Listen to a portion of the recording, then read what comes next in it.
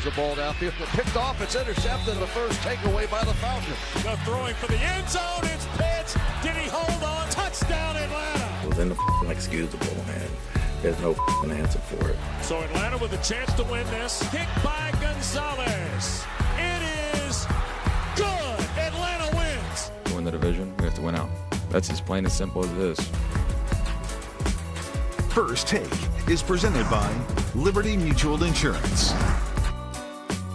Yep, Baker Mayfield keeping it real after an L last night. Hello, everyone. Welcome to First Take. Shay Fournette here with you. Stephen A. back in the building. Good to see you. Good to see you. Good to see you, too. My brother, looking sharp. What am I got? If I should say so myself. Looking real presidential. I approve that message. Where's my man at, Cam? What up, baby? Cam Newton's in Florida. Good morning, Cam. How we doing? We're doing great, buddy. Cam, like that backdrop is glorious. I know, isn't it? Where's that? That's a nice backdrop. He's in Orlando. Okay. Hey, listen, I'll be looking up to Stephen A. so much. I was like, man, he be making Miami sound so good, so I had to go to the next best thing in Orlando. So, you know what I'm saying? I know y'all cold over there, but, it's a little really right cold, where I'm actually. at. You feel me? Okay, you got us today, but I will just avoid the cushion. Orlando ain't better than Miami. Okay. Let's get that out. He said second best. Okay, great. In Florida, right? Come on, bro. Speaking of Florida, let's go to Tampa Bay, right? The Bucs were up 14 points in the fourth quarter last night against the Falcons at Raymond James Stadium and then collapsed, losing to Atlanta on a walk-off field goal.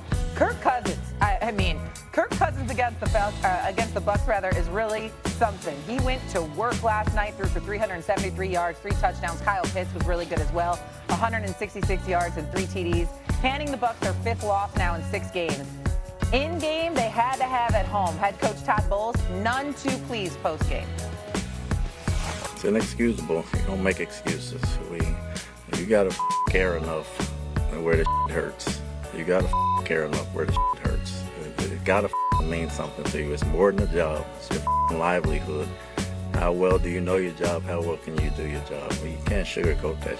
It was inexcusable, and there's no answer for it. There's no excuse for it. That's what you tell them in the locker room, in the mirror. All right, I said he was none too pleased, and that might have been sugarcoating even a little bit. We'll get to the division in a minute, but let's focus in on the Bucs here last night, and obviously that post-game presser from Todd Bowles. We're not accustomed to hearing this soft-spoken, usually when a microphone is in front of him, Todd Bowles, have that many beeps on air. So, Stephen A., your reaction to Todd Bowles' press conference last night? I was somewhat shocked. I've known Todd Bowles for years, ever since he was with the New York Jets. Got a lot of love for him. I've never heard him speak like that in my life. Ever. He does not talk like that. That's not him. And it just really, really illuminates the level of disgust he feels with his own team. You are the Tampa Bay Buccaneers. You're the Falcons, rather.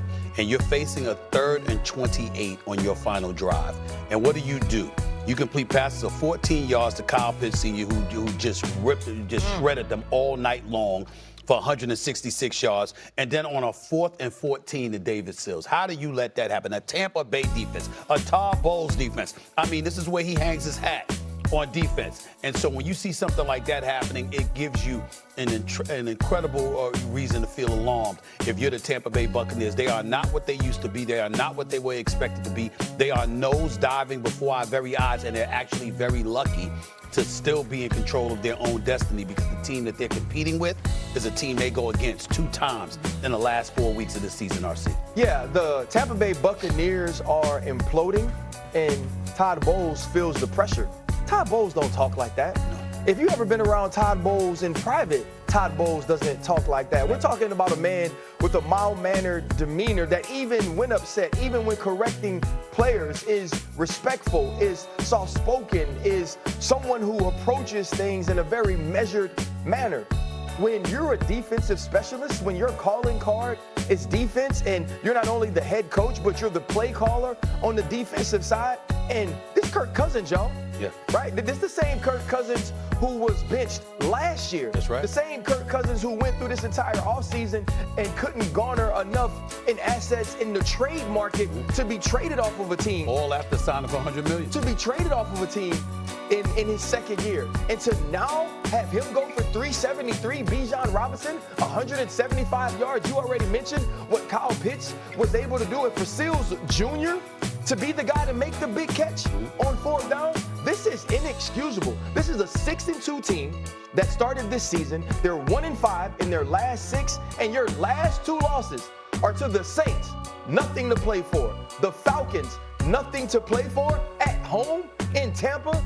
Inexcusable, exactly like Todd Bowles said. Exactly, when you have a lead in the 4th quarter, too. Go ahead, Cam Newton. I'll say this. I mean, this is basically Todd Bowles saying the pressure is being turned up around him, up under him, and he understands the sense of urgency that he has to coach with as well as his team has to play with.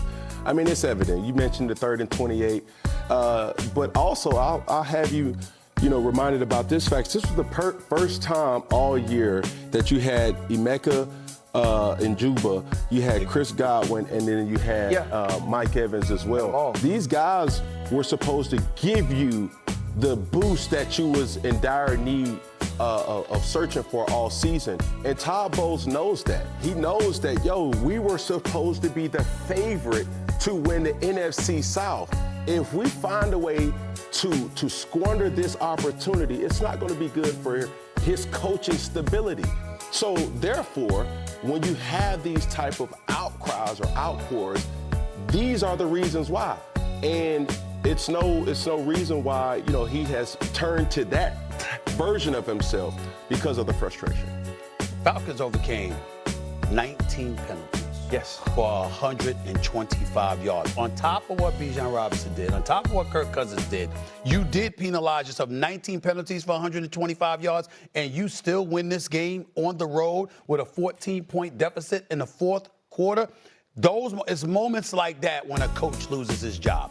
And I hate that we're talking about Todd Bowles in that fashion, because the way he sounded with the players, like, look in the mirror and understand this ain't your job, it's your livelihood. This is how you pay your bills. Have some more pride, et cetera, et cetera. Those are direct shots. So even outside of the cussing, outside of the profanity, the kind of things that he said was an attack against their manhood, which means they're showing they ain't being the men they supposed to be as professionals, because Todd Bowles would never, ever talk about them like that. He would never do that unless it was warranted. He said the quiet part out loud. Right, the things that we normally keep in the locker room have now spilled over into the media. And that's what happens when you lose 5 of 6. Remember, Stephen A., Shay, Cam, we were talking about Baker Mayfield winning the league's MVP through the first half of the season.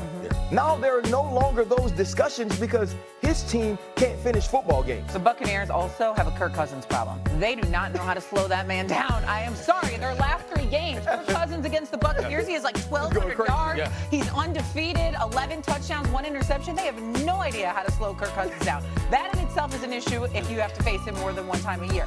Let's go now to the division, though. The Buccaneers trail the Carolina Panthers in the NFC South after dropping back-to-back games in the division. We already talked about that, right?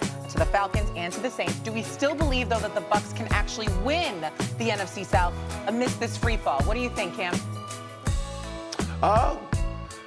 My heart says yes, but the reality of, the circumstances is really pointing to no. But the thing about the Buccaneers that they do have, as Stephen A. had mentioned, they do control their own destiny, and understanding that they do play the Carolina Panthers twice. The only hiccup that I have in question in regards to the Carolina Panthers is playing the Seattle Seahawks. And the Buccaneers beat the Seattle Seahawks. That's the only kind of divot in the road that really has me questioning if the NFC South champs will be the Carolina Panthers or not. I'm extremely pleased of how Bryce Young has come into his own this year, playing behind a very stingy and opportunistic defense, the running game with Rico Dowdell and Chubb. It's so many different aspects that you want to root for the Carolina Panthers, especially being in my seat. But they have a tougher road than the Tampa Bay Buccaneers, unfortunately, at this point. Well, they do have a tougher road, but here's where they have an advantage. Right now, if they win this weekend, at New Orleans, they're a game up on Tampa. Not only that, their record, NFC South record, they're 2-1 right